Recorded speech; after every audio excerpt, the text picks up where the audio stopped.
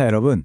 오늘 우리가 살펴볼 자료는 최근 기업 역사상 가장 거대하고 또 가장 복잡하게 얽혀있는 성과급 분쟁에 대한 내용입니다. 바로 요즘 뜨거운 감자인 삼성전자의 성과급 갈등이죠.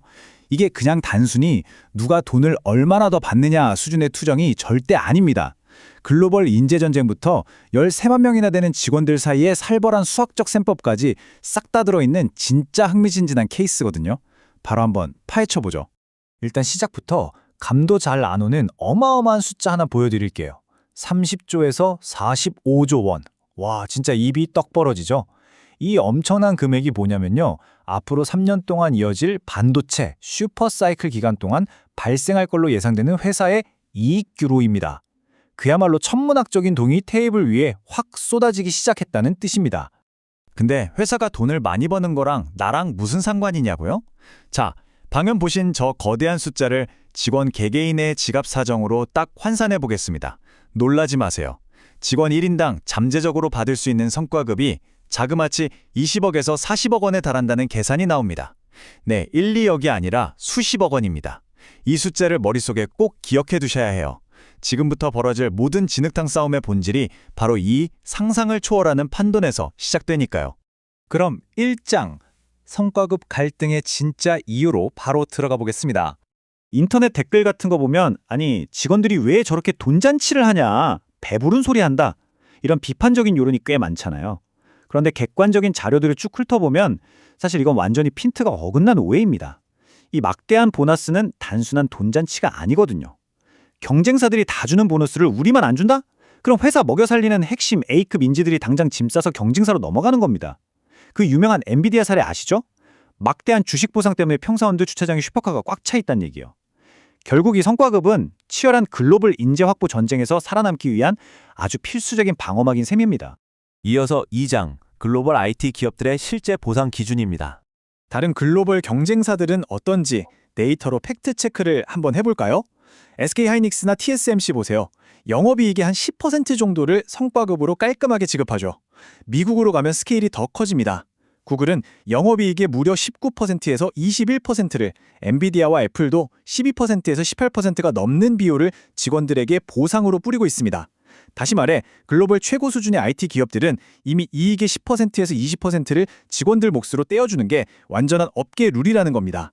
여기서 삐끗하면 핵심 두뇌들이 썰물처럼 빠져나가는 거죠. 그러니까 이익의 10%를 성과급으로 배분하자는 건 노조의 말도 안 되는 생떼가 아니라 아주 굳건한 글로벌 스탠다드입니다. 심지어 정부나 삼성전자 사측에서도 이 10% 마지노선에 대해서는 이미 어느 정도 공감대를 형성하고 있는 분위기거든요. 그럼 여기서 아주 자연스럽게 의문이 하나 생기죠. 이미 10% 선에서 다들 고개를 끄덕이고 있는데 도대체 왜 이렇게 피 터지게 싸우고 있는 걸까요? 자, 그 진짜 이유를 3장 반도체 슈퍼사이클의 판돈에서 확인해 보겠습니다.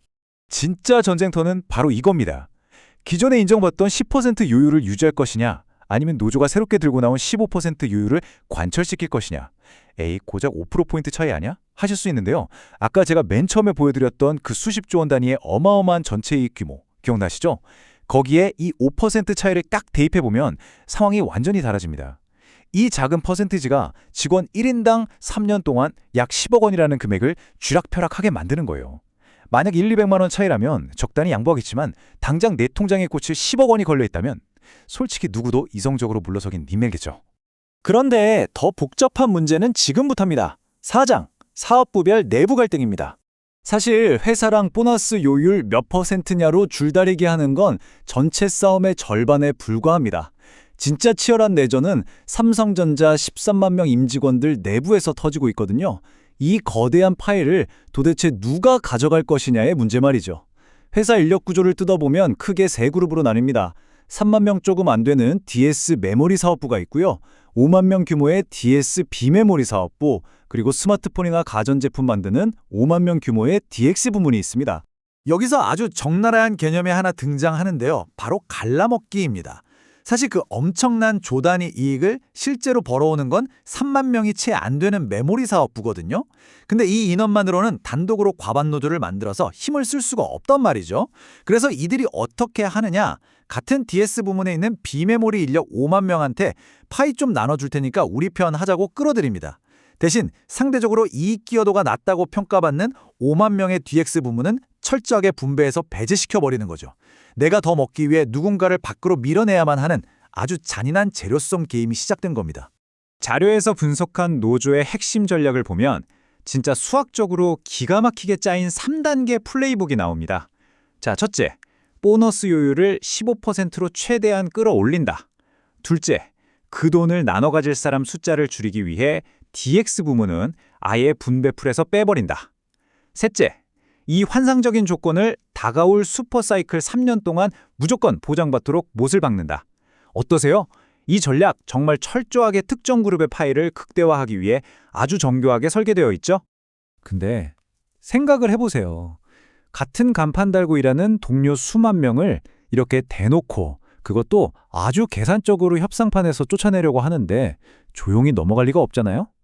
누구는 수십억을 챙길 기대에 부풀어 있고 누구는 아예 원천적으로 배제된다는 사실이 너무 투명하게 드러나니까 13만 임직원 내부에서 그야말로 맹렬한 반발과 극심한 분열이 터져나오게 된 겁니다. 마지막 5장, 좁혀지지 않는 타협점입니다. 이 모든 계산적인 수학 공식들이 결국엔 사태를 엄청나게 꼬이게 만들고 있습니다. 자료에 진짜 뼈 때리는 문장이 하나 나오는데요. 머릿속이 온통 이 장밋빛 계산기로 가득 찬 상태에서 타협할 리가 없다. 정확하죠? 요율 15%, 3년 보장, 그리고 타사업부 배제. 이 세 가지 조건으로 이미 수십억 원 기대 수익을 머릿속으로 다 계산해 놨는데 여기서 적당히 좋은 게 좋은 거라며 한 발 물러서서 합의서에 도장을 찍는다? 그럴 확률은 현실적으로 제로에 가깝다는 게 이 자료의 아주 냉정한 분석입니다. 자, 오늘 이 복잡한 분석을 마무리하면서 여러분께 두발적인 질문 하나 던져보고 싶네요. 우리는 평소에 기업의 비전이라느니 동료애라느니 하는 가치들을 참 쉽게 이야기하죠. 하지만 당장 내 손에 쥐어질지도 모르는 현금 수십억 원이 눈앞에 아른거리는 테이블 위에서 과연 인간은 이성적인 타협이라는 걸 할 수 있을까요? 글로벌 경쟁력 확보라는 꽤 멋진 명분 뒤에 숨겨진 지극히 현실적이고 차가운 숫자들의 전쟁. 이게 바로 오늘 자료가 우리에게 적나라하게 보여준 삼성전자 성과급 갈등의 진짜 얼굴입니다. 자, 오늘 분석은 여기까지고요. 저는 다음번에도 여러분의 흥미를 자극할 만한 분석 자료 꽉꽉 채워서 다시 찾아오겠습니다. 함께 해주셔서 감사합니다.